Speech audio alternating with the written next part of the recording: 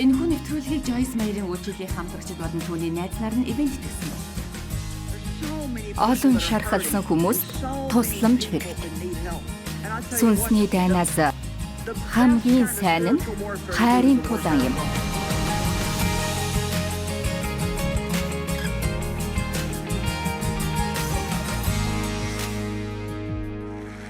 Бурхан бидний итгэмжит байдлыг шалгадаг.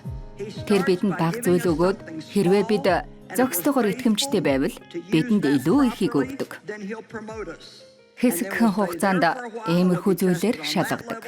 Би үйлчлэлээ аваад эхний 2 жил хагас гэртээ Библи судал хийдэг байсан. Мегмар гараг болгон гэртээ шалан дээр 25 хүнийг 2 жил хагас цуглуулсан. Бүтэн цагийн ажлаа орхисон ба сар бүр төлбөрөө төлөхийн тулд гайхамшиг болдог байсан. Хүүхдүүдийнхээ гутлыг хуучин гутлын газраас авдаг. Хэцүү он жилүүд надад байсан. Хэсэг хугацааны дараа нэг хүн өөрийнх нь гэрт Библи судлаа хийж өгөөч гэж надаас гуйсан юм л да. Тэгээд 2 жил хагас болсны дараа дахин нэг Библи судал нэмэгдсэн. Эхний 5 жилдээ би энэ 2 Библи судал дээр л хичээл заадаг байлаа. Би хичээлээ 6-7 цаг судалдаг байсан. Учир нь би юу ч мэддэггүй байсан. Тийм ээ, би мэддэггүй байсан. Миний амьдрал утгагүй. Есүс надад хайртай гэдгийг л мэдэж байсан. Тэгэд би бусад чигээр хүмүүс юу хэрэгтэй талаар судалж эхэлсэн боловч надад зориулсан үгс байсан. Гэхдээ сайн зүйл нь тэр үед одоогийн хийх зүйлээ заахад бэлтгэгдэж байсан. Бурхан яагаад намайг ийм цөөхөн хүмүүс заалгаад байгааг би ойлгоогүй. Тэгэд би зурагтаар гарч байгаа бусад номлогч нарыг хараад та яагаад зурагтаар гараад байгаа юм бол би бас зааж болох л байсан гэж боддог байсан. Хийн байсан болохоор би гэрийнхээ зочны өрөөнд заасаар байсан. Энэ нь би чадах үгүүдээ биш, харин миний хандлага буруу байсанд байгаа юм. Бид бусад хүмүүст атаархаж байхынхаа оронд өөрийнхөө хандлагаа маш сайн шалгаад үзэх хэрэгтэй. Тийм шүү. Та хон биш ямаа байж болно. Бүгдээрээ энэ талаар хэдэн минутын дараа ярина. Ямаа хонноос илүү ухаантай байдаг ч хонь нь илүү найрсаг байдаг. Болдогсон бол би хин нэгнийг суулгаж байгаад тэр өдрүүдэд ямар байсныг ярьж өгмөр байна шүү. Дэвид хоёр хичээл заахаар явж байхдаа оцсон газартаа зочид буудалд хонох мөнгө бидэнд байдгүй байсан болохоор Макдоналдсын машины зогсоолд машинтайгаа хоноод маргааш нь цааш хөдөлдөг байсан. Тийм болохоор хин нэгний хийж байгаа зүйлд атаархаж болохгүй. Ялангуяа тэдний хийсэн зүйлийг хийж үзмээргүй байгаа бол. Амен.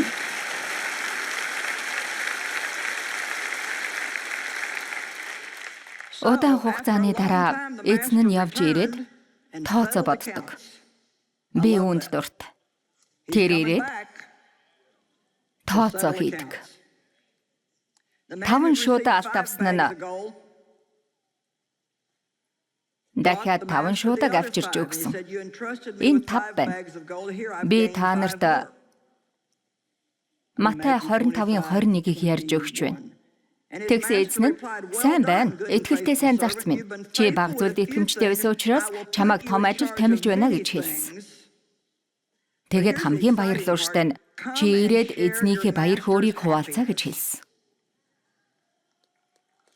Тэгэхээр энэ нь түүний авсан шагналаас том нь байна. Эзнийхээ баяр хөөргийг хуваалцах нь байна. Тэгээд 2 дахь хүн нь 2 шуудаа алт авсан нь 4 болгосон байсан. Сайн байна, итгэмжтэй сайн зарц минь. Чи бага зүйлд итгэмжтэй байсан учраас би чамд илүү өгье. Эзнийхээ баяр хөөргийг хамт хуваалцаарай. Тэгэхээр харж байна уу? Тэрний хүсэж байгаа зүйл баяр хөөр өгч аз жаргалтай байлгах байх нь байна. Тийм шүү. Өнөөдөр хүмүүс дэлгүүр яваад юм худалдаж авч байгаа нь тэднийг баг зэрэг баяртай болгоно. Үнэхээр шүү. Харин бид бусд хүмүүсийн ямар байгааг анхаарахтай гол нь биш. Харин Бурхны бидэнд өгсөн авьяас бэлгийг ашиглавал баяр жаргалтай болох болно. Амен. Тийм шүү. Зарим ганц бие явахад гэрлэхийг хүсдэг. Зарим гэрэлсэн эмэгтэйчүүд ганц бие болохыг хүсдэг. Ер нь бол гэрэлсэн байх ашиг тустай. Гэрлээгүй ганц байх ч ашиг тустай. Та ганц бие бол гараад дуртай юмаа дураараа авна. Хэн нэгэн зүй залгаад асуугаад авах шаардлага байдаггүй. Та хүссэн бүхнээ хийж болно. Танд үнэхээр авмаар юм байсан байж болно. Тийм шүү. Удаан хугацааны дараа эзэн нь ирсэн. Энэ яг 10 сүйт бүсгүйтэй адилхан байна. Удаан хугацааны дараа эзэн нь ирсэн. Бидний хийх зүйл бол зөв зүйлийг үргэлжлүүлэн хийсээр байх. Үргэлжлүүлэн хийсээр эцсийг үзэх юм. Харин сүүлийн хүн алттай шуудаага газарт болчихсон. Тэр айсандаа болоод аваад шууд нуусан. Тэгээд Матай 25:26 дээр эзэн нь ирээд чи мөнхөг залхуу зарц байна гэсэн. Тэрнийг мөнхөг гэсэн нь тэр байгаа зүйлээрээ юу ч хийгээгүй. Та юу гэж бодож байна уу? Би таныг уурлуулмааргүй байна. Гэхдээ би яваад 6 сар болоод буцаад ирнэ. Боломжийг ашиглаарай. Та чуулганд царт хэдэн удаа ирээд авьяас бэлгээ огт хэрэглэхгүй. Хүмүүсийн амьдралыг сайжруулахын тулд юу ч хийхгүй. Бусдад цаг гаргаж урамшуулахгүй. Хэн нэгний хэрэгцээг хангахын тулд юу ч хийхгүй байвал ямар ч ашиггүй. Та хэн нэгний төлөө юу ч хийхгүй бол тэгээд тэр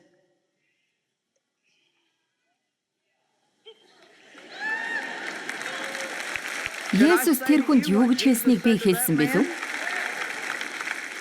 Чи залхуу мөнхөг гэж хэлвэл ямар байна вэ? Таалаг баярлахгүй байх. Олон хүн яагаад баярлахгүй байгаад гайхахгүй байна. Заримдаа би яагаад олон итгэгчид баяр хөөргүй байна вэ гэж боддог. Яагаад гэдгийг би мэднэ. Бурхан надад зааж өгч байсан. Тэр надад чи хувиа хичээсэн учраас баяр хөөргүй байна. Чи Жойс Майерыг л халамжлахаа болох хэрэгтэй.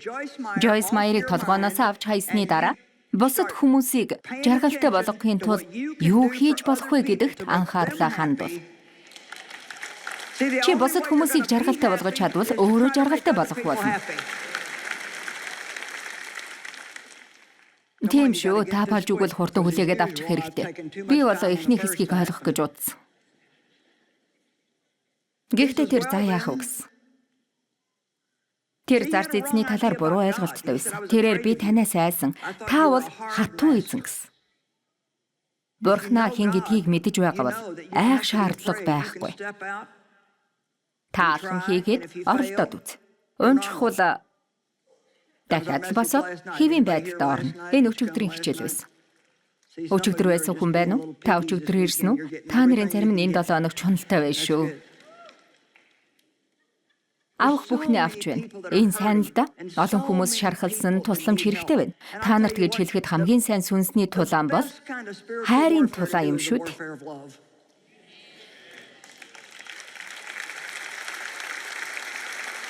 Библиэлд хэлдэг хоёр чухал зүйл бол итгэл, хайр юм. Итгэлээр хүчтэй байж хайраар алах. Дуулал 37 дээр муухай дэлхий дээр байгаа муу хүмүүсээс айгаад байх шаардлагагүй гэж хэлдэг. 3 дугаар ишлэл дээр эзэнд итгэж сайныг үлдгэсэн. Та энэнд анхаарлаа төвлөрүүлвэл сайхан амьдрах болно. Та өглөө босоод л энэ дэлхий дээр болж байгаа зүйлүүдэд санаа зовж болохгүй. Та бусад хүмүүсийн хийж байгаа зүйлийг хараад атаархаж болохгүй. Та гэрэлсэн гэрлээгүй, энэ байхгүй тэрч байхгүй гэж яриахаа болох хэрэгтэй. Та өглөө болгон босоод Бурханд итгэж сайныг үлд. Тийм шүү. Энэ чинь христчдийн 100-ны дуудлага байна. Амархан болсон.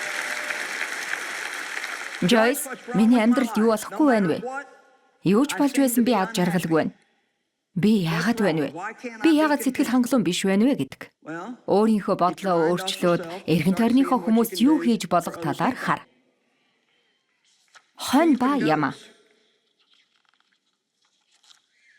Ямартай ч авьяас бэлгээ нуусан залуугийн болсон авьяас бэлгийг эзэн нь аваад илүү их үржүүлсэн залууд өгчихсөн. Юу хэлж байна вэ гэхээр хэрэгэл эсвэл алд. Амен. За. Хонь болон ямаанууд. Энд нэг маш гүнзгий утгатай үгс байна. Тэгэхээр бүгдээрээ нэг харцгаая. Хүний хүү алдарттайгаар ирнэ. Бүх тэнгэр элчүүд түүнтэй хамт байх бөгөөд тэр тэднийг хонь болон яма гэж тусад нь ялган зогсооно. Тэр хоньыг баруун гар талдаа, ямаануудыг зүүн гар талдаа зогсооно.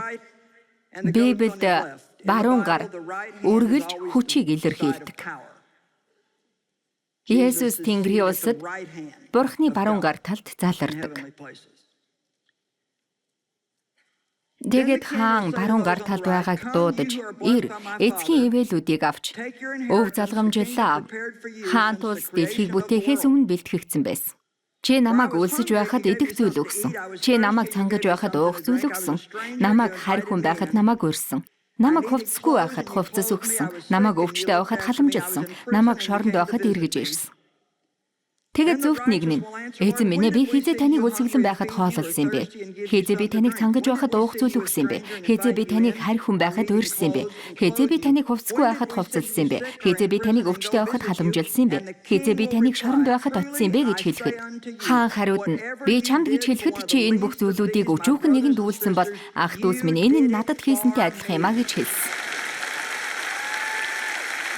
Бурхан минь. Хүмүүс Бурхныг хармаар байна гэдэг. Тэгвэл хажууд байгаа хүнийг хараарай. Бурхны хүмүүс. Харин одоо миний хэлэх гэж байгаа үгийг сонсоорой. Тэр хүмүүстэй их ялгууртай харьцдаг.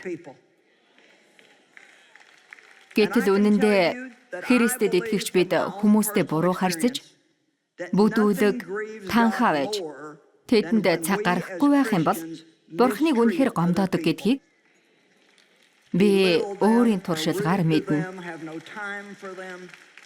Та үйлчлэмээр байна уу? Хүмүүс үйлчлэл хүсдэг.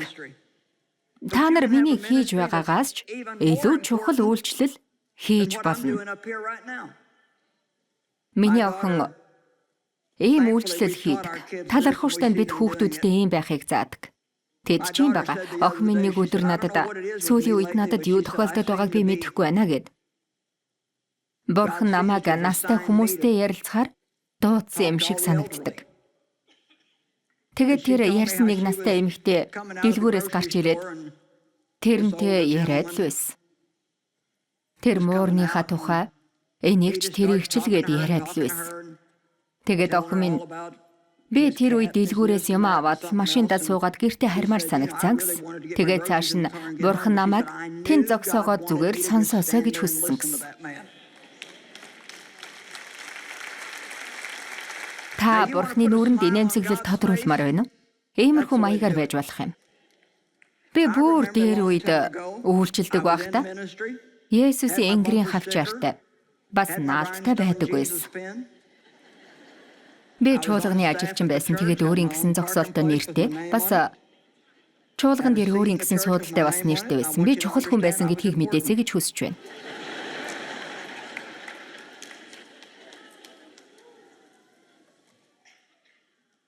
Би зөвхт хүмүүсийг мэддэг. Би ажилчин байсан. Нэг өдөр би эмчийн өрөөнд байсан. Нэг настай хүн надад хөлнийхээ тухай ярих гээд бас яагаад энд байгаагаа яриад л хөлнийхээ тухай, цасны тухай гээд яриад л байсан. Би Библиэд гэхдээ надад төлөвлөгөө байсан. Тэгээд би эзэн минь тэрний амын таглаж өгөөч гэж хэлсэн. Тэгвэл би Библийг уншаад бас залбирч чадна.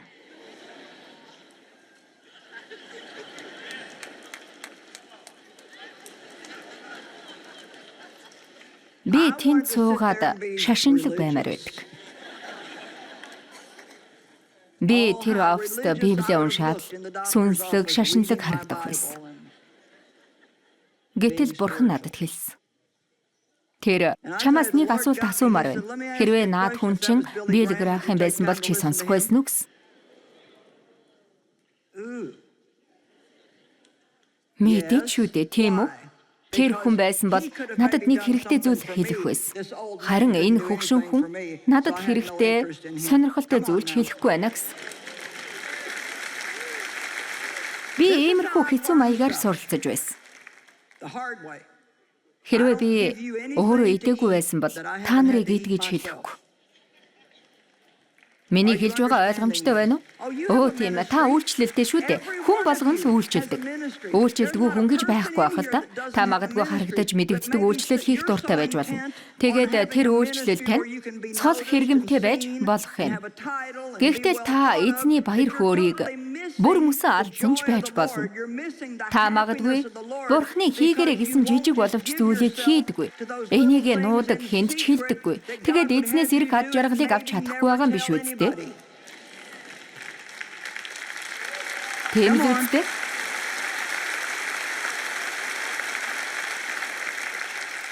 Би өөрийнхөө хийж байгаа зүйлийг хамгийн чухал зүйл гэж бодож байсан. Тэгээд тэр настай хүн энийг харуулсан. Гэтэл надад тэрнийг уншаад суух цаг байгаагүй. Тэрээр та энийг ах дүү нартаа хийж өгөөгүй бол надад хийж өгөөгүйтэй адилхан гэж хэлсэн. Бурхан хүмүүстэй харилцах харилцааг их чухалчилж байгааг би эндээс харсан. Танд л гэж хэлэхэд та өнөөдөр эндээс гараад үлцэн амьдралаа Бурханд итгэж, сайныг үйлдэж өнгөрөөж болно. Эсвэл аврал авахгүй, сайныг үйлдэхгүй байсаар Бурханаас юу ч авч чадахгүй болно. Бид түүний бидэнд хийсэнтэй адилхан сайныг үйлдэхийг хүсдэг байх хэрэгтэй. Та Бурханд инээмсэглэл бэлгэлмээр байгаа бол бусад хүмүүст инээмсэглэл бэлгэл. Тэгэхээр хонь Яма хоёр өөр мөн чанартай. Яма ухаантай, харин хонь илүү дүлгөөн байдаг. Би үргэлж бага тушаалын ажилчин байхыг хүсдэг юм. Үргэлжил өөр бусад зүйлсийг эрэлхийлж хүсэж байгаа хүн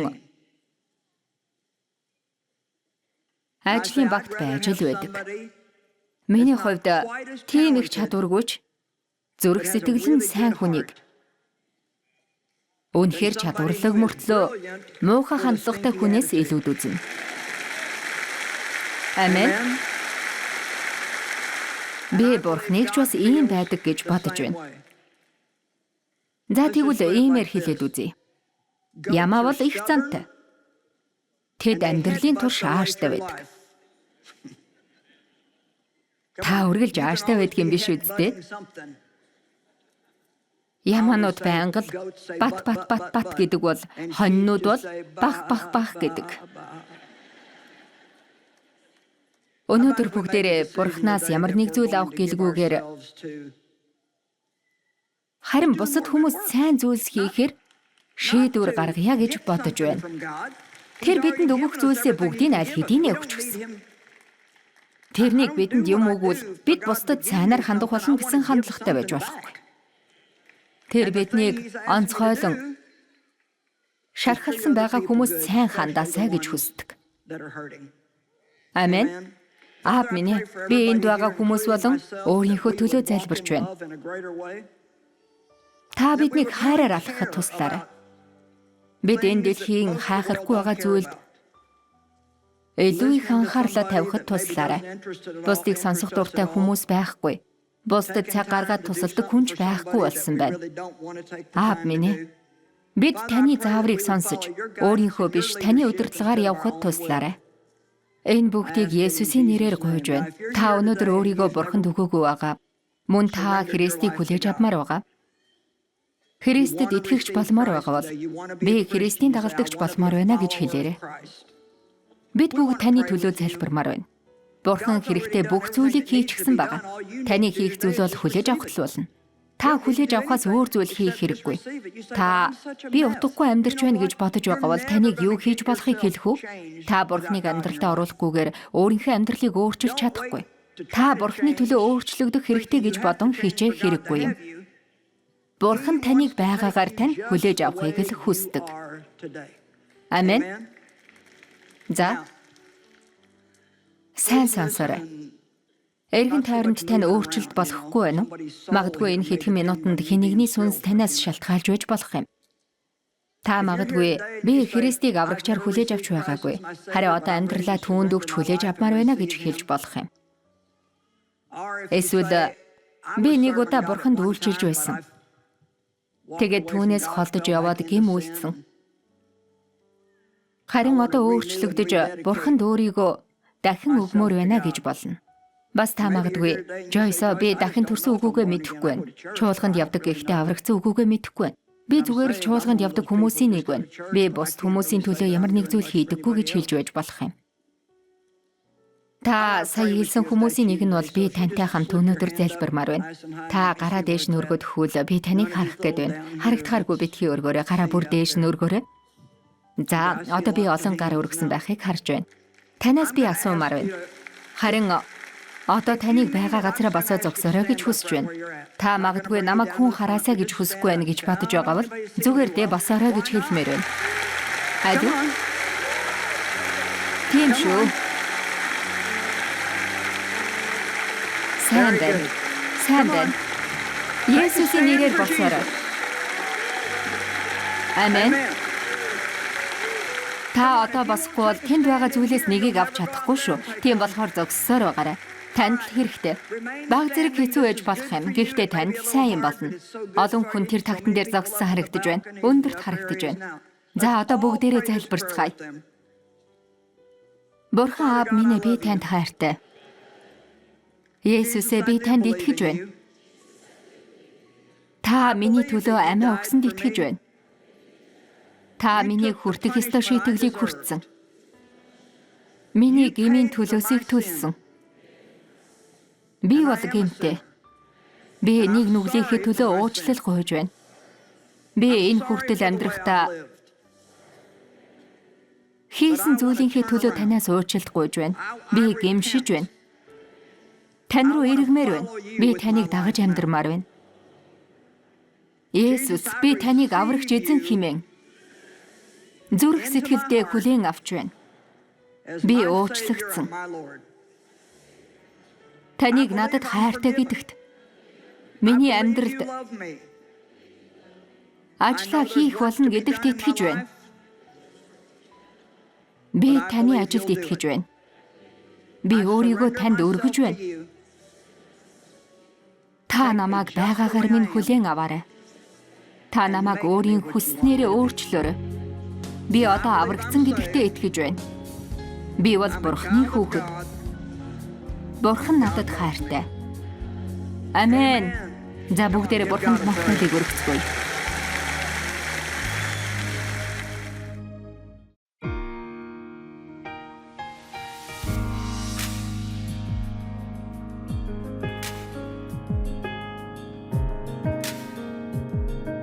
Энэхүү нэвтрүүлгийг Joyce Meyer-ийн үйлчилгээ хамтрагчид болон түүний найз нар нь ивент хийсэн.